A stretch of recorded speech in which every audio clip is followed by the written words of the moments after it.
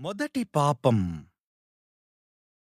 మొట్టమొదటి స్త్రీ పురుషులైన ఆదాము హవ్వలు దేవుడు వారి కోసం చేసిన అందమైన తోటలో నివసించేవారు. కాని సాతాను జిత్తులమారి పాములా వచ్చి ఆదాము హవ్వలను శోధించాడు. ఈ చెట్లలో దేని పండ్లనైనను మీరు తినకూడదని దేవుడు చెప్పాడా అని పాము హవ్వను అడిగింది. కేవలం ఆ మధ్యలోనిదే అని హవ్వ చెప్పింది. ఒకవేళ మేమది తింటే చనిపోతాము.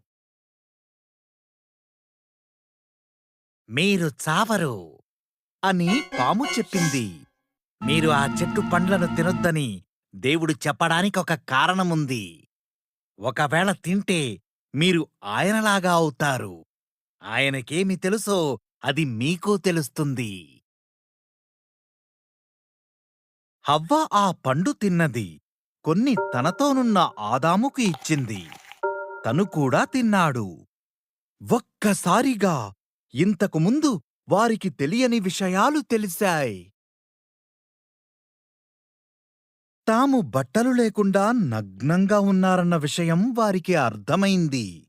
తమను కప్పుకోవడానికి ఆకులను కుట్టుకున్నారు.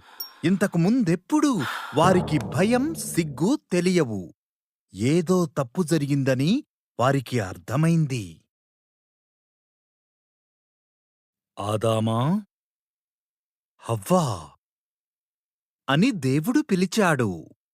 మేము దాక్కున్నాము, మేము నగ్నంగా ఉన్నాము అన్నాడు ఆదాము. ఆ చెట్టు పండ్లను తిన్నారు కనుకనే ఇది మీకు తెలిసింది అని దేవుడు నిట్టూర్చాడు. తరువాత ఆదాము హవ్వను నిందిస్తే హవ్వ పామును నిందించింది.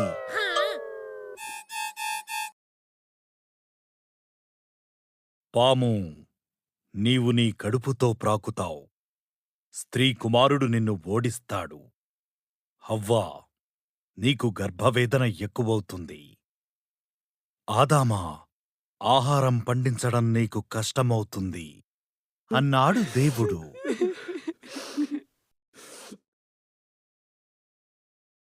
ఆదాము హవ్వలకు దేవుడు చర్మపు బట్టలు తయారుచేసి ఇచ్చాడు.